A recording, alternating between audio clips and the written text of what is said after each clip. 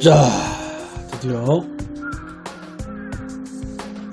열국치를 한번 말씀드려볼까 합니다. 때는 BC 800년 서주성, 주나라의 서주성을 무대로 펼쳐지게 된 열국제를 가지고 여러분이 이번부터 말씀을 드려볼까 합니다. 자, 주나라 하면 주유왕이 있죠. 이 주유왕이 오늘 대노해서 태자를 잡아들여라! 고연놈 같은 이라고. 감히 국왕인 아버지의 두 번째 마누라한테 손을 대다니 고얀지고 도저히 용서할 수가 없느니라. 여봐라, 당장 태자를 잡아들여라 하고 명령을 내립니다. 이 말을 들은 태자의 신복들은 죽어라고 태자궁으로 달려가서 태자한테 이 엄청난 소식을 전하게 되는 것이었죠. 그래서 태자는 이 소식을 듣자마자 행장을 부릴 여유도 없이 궁을 빠져나와서 도망을 치기 시작을 하는 거였어요. 그래서 의관도 제대로 못 갖추고 말도 없이 그냥 태자궁을 뛰쳐나가게 되는 겁니다. 저 멀리서는 태자궁에 침입하려는 체포조가 와서 문을 열라고 막 두드리고 하는 소리가 들렸어요.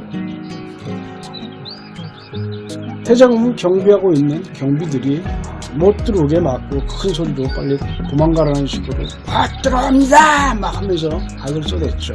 이 소리를 듣고서 태자는 이게 도망을 가야겠구나 하면서 이제 이른바 그냥 담 넘어서 도망을 가게 된 것이었어요.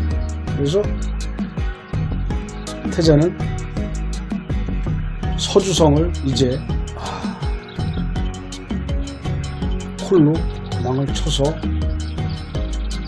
강족이 살고 있는 강주성으로 이제 향해서 도망을 가게 됩니다. 그래서 이 태자 의구죠. 주유왕의 적자인 태자 의구는 굉장히 효심도 남달랐고 정의감도 있었고 공명정대하게 왕이 되면 나라를 다스리려고 왕사로부터 어려서부터 수업을 받았던 그런 인물이었어요.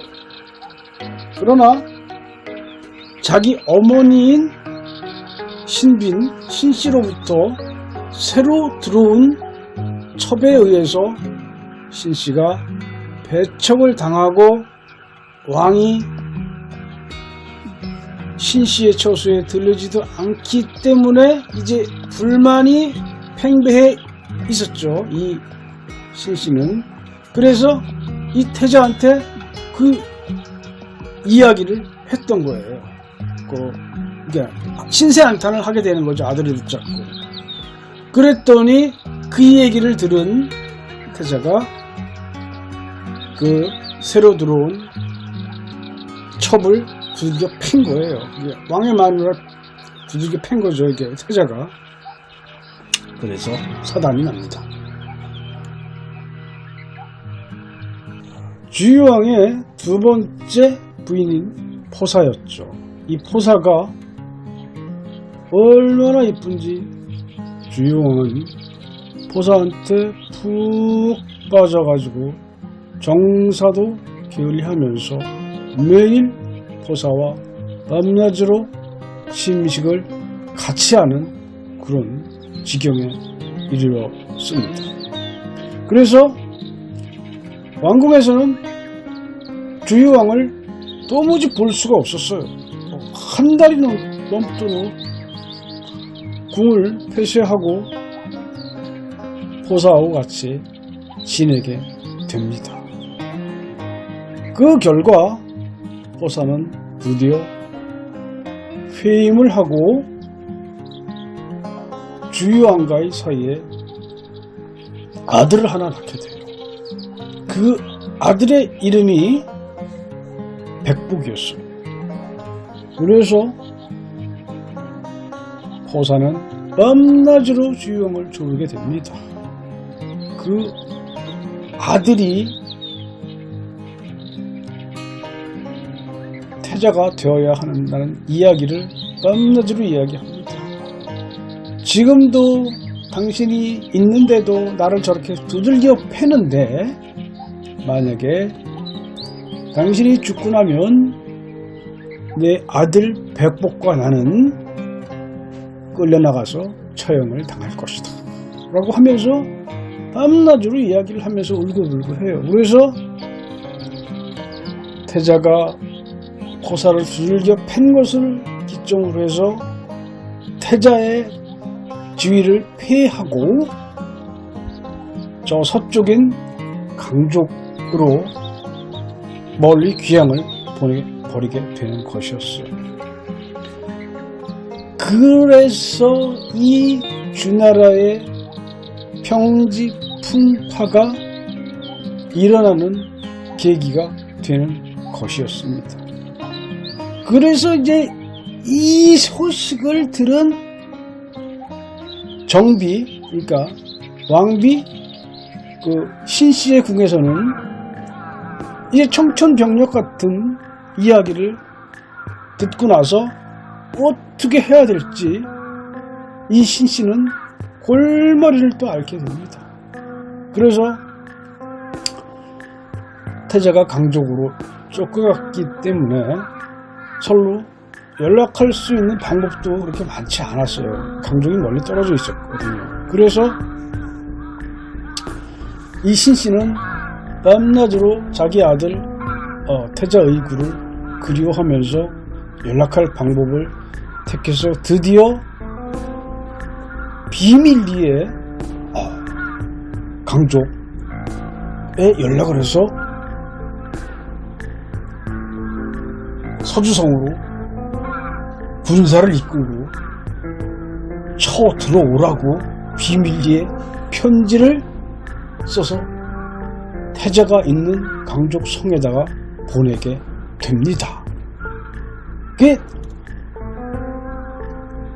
태자가 이걸 편지를 받아 보니까 어머니 신씨의 편지가 맞는 거예요.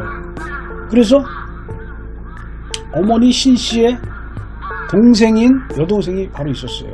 신주랑인데 이제 주랑이 여장군이었어요. 이 주랑을 붙들고 태자가 의논을 합니다. 어머님으로부터 이러이러한 연락이 왔는데 우리가 어떻게 하면 좋으냐라고 이야기를 하니까 주랑은 당장 군사를 이끌고 쳐들어가자라고 그렇게 이야기를 하게 되는 거예요. 그래서 주나라는 전란에 휩싸이는 계기가 되는 것이었어요. 이런 주나라의 이야기를 가지고 오늘부터는 말씀을 드려볼까 합니다. 주나라 이야기로부터 시작되는 열국지는 방대한 양이기 때문에 앞으로 할 이야기가 많이 있을 거예요. 그래서 우리 독자들이 열국지를